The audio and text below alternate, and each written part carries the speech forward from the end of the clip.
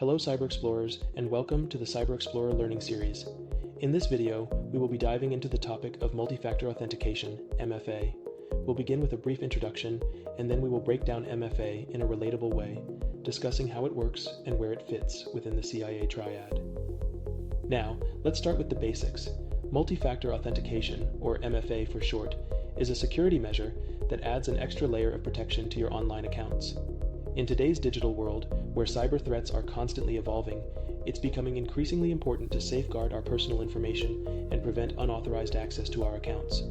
This is where MFA comes into play. By requiring multiple forms of verification, MFA ensures that the chances of unauthorized access are significantly reduced. Instead of relying solely on something you know, like a password, MFA combines this with something you have, such as a phone or security token, or something you are, like a fingerprint or facial recognition.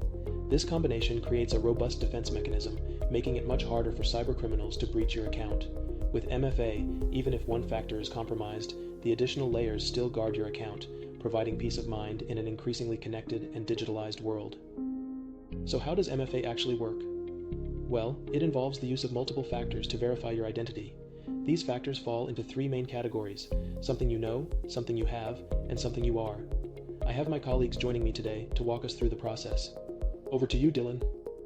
Okay, thanks, Alan. Let's explore the something you know factor of multi-factor authentication, or MFA, in a way that's easy to relate to. Imagine your online account is like a personal locker at the gym. The first thing you do to secure your locker is to put a combination lock on it.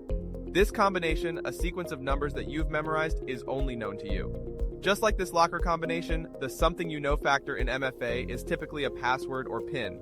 It's a piece of information that's uniquely yours and isn't easily guessed by others. Now, just as you wouldn't casually give out your locker combination to everyone you meet, you should treat your online passwords with the same level of confidentiality. To keep it secure, you choose a locker combination that's not easy to guess. Maybe a mix of numbers that are significant to you, but random to anyone else. Similarly, for your online accounts, your password should be a strong mix of letters, numbers, and symbols, making it tough for others to crack. And just as you might occasionally change your locker combination for added security, it's a good idea to regularly update your online passwords. This is your first line of defense in protecting your digital information and is crucial in the overall framework of MFA.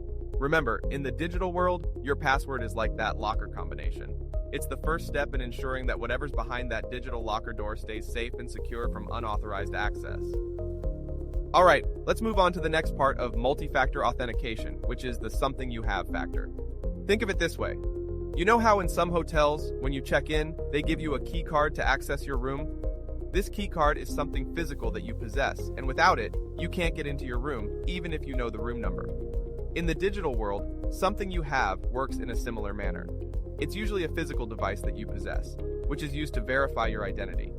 This could be your smartphone, where you receive a text message with a one-time code. Or it could be a physical token, like those small devices some banks give out, which generate a code you enter when logging into your online banking. Here's how it practically plays out. Say you're logging into your email account. First, you enter your password. That's something you know. Then, the system sends a unique code to your phone, and that's something you have. You then enter this code to complete the login process. Without your phone or whatever device you have linked, access is denied even if someone knows your password. So, in essence, something you have acts like that hotel keycard, but for your digital accounts. It's an item you physically possess, providing an additional layer of security, making it significantly harder for someone to breach your account. Okay, so now Scarlett is going to talk us through the last factor of MFA. Thanks, Dylan. All right, so we've covered something you know and something you have. Now let's dive into the third factor of multi-factor authentication, which is something you are. This might sound a bit sci-fi, but it's actually a part of our everyday life now. Think about unlocking your smartphone. Many of us use a fingerprint or facial recognition to do this. That's something you are. It's biometric authentication. These are unique physical characteristics that are yours and yours alone, like your fingerprint, your face, or even your voice pattern. Here's a simple way to understand it. Imagine you have a high-tech safe at home. Instead of using a key or a combination lock, this safe opens only when it recognizes your fingerprint or scans your retina. This is how something you are works in the digital realm. When you use this type of authentication for your online accounts, you're basically telling the system, hey, it's really me. You can confirm it by checking this unique physical trait of mine. It could be as simple as placing your finger on a fingerprint scanner or looking into a camera for facial recognition. This method is incredibly secure because while passwords can be stolen and physical devices like phones can be lost, your biometric data is unique to you and much harder to replicate or steal. It adds a strong layer of security because it relies on the uniqueness of each individual's physical makeup.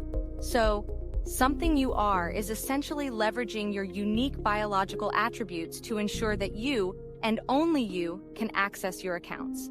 It's a powerful way to protect your digital identity and keep your online data secure. All right, cyber explorers, now let's connect the dots between the multi-factor authentication we've discussed and the CIA Triad in cybersecurity. The CIA Triad stands for confidentiality, integrity, and availability. It's the cornerstone of security in the digital world. So how does MFA fit into this? Let's break it down with each component of the CIA Triad. Confidentiality. This is about keeping sensitive information private and accessible only to those who are authorized. Something you know, like a password, serves this purpose by ensuring that only those with the correct information can access an account. But as we know, passwords alone can be vulnerable. That's where something you have and something you are come in. These factors make sure that even if a password is compromised, the confidential data stays protected, as the unauthorized user won't have the additional factors required for access. Integrity. This refers to protecting information from being altered or tampered with. By incorporating MFA, we ensure that any attempt to access or modify data requires multiple forms of verification. This makes unauthorized modifications extremely difficult. For instance, something you are, like a biometric factor, can prevent someone else from accessing your account and altering your personal or professional data. Availability. This means ensuring that information and resources are available to authorized users when needed. MFA can play a role here too. It might seem counterintuitive, adding more steps to access, but MFA actually protects the availability of your data. It does so by preventing cyber attacks like phishing or identity theft that can lock out legitimate users or compromise data availability. So, in summary, multi-factor authentication fortifies each aspect of the CIA Triad. It enhances confidentiality by adding layers of security beyond just a password. It upholds integrity by ensuring that changes or accesses to data are legitimate. And it supports availability by protecting against attacks that could disrupt access to your data.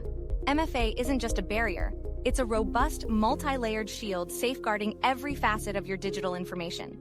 So how do organizations benefit from MFA? Let's see what Dylan has to say on the topic. All right, Scarlett, cyber explorers. Let's discuss how organizations benefit from implementing multi-factor authentication, or MFA. Imagine I'm addressing a room full of business leaders and IT professionals, explaining the significant advantages MFA brings to their operations. Firstly, MFA dramatically enhances security. Think of your organization as a fortress. Just as a fortress has multiple layers of defense like walls, gates, and guards, MFA adds similar layers to protect your digital assets. By requiring more than just a password, something that can be easily compromised, MFA ensures that even if one security layer is breached, unauthorized access is still prevented due to the additional verification steps.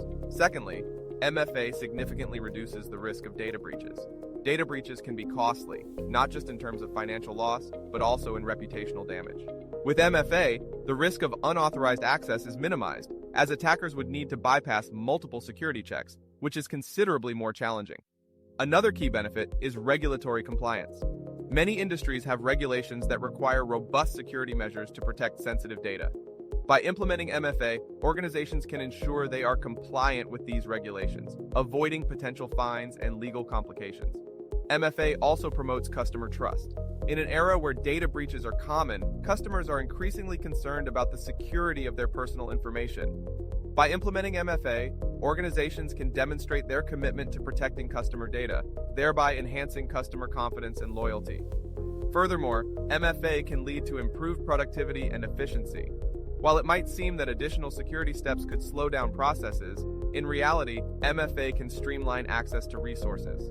Modern MFA solutions can be user-friendly and often integrated seamlessly into the workflow, thus maintaining or even increasing productivity. Lastly, MFA is adaptable and scalable. As organizations grow and evolve, their security needs change. MFA solutions can be scaled and customized to fit these changing needs, providing a flexible approach to security that can evolve with the organization. So, to sum up, by adopting MFA, organizations not only fortify their defenses against cyber threats, but also enhance their compliance, customer trust, operational efficiency, and adaptability. It's an essential tool in the modern digital landscape, acting as a guardian of the organization's digital integrity. Wow, we covered a lot today. Alan, as we close on this video, how about we share some key takeaways with our learners?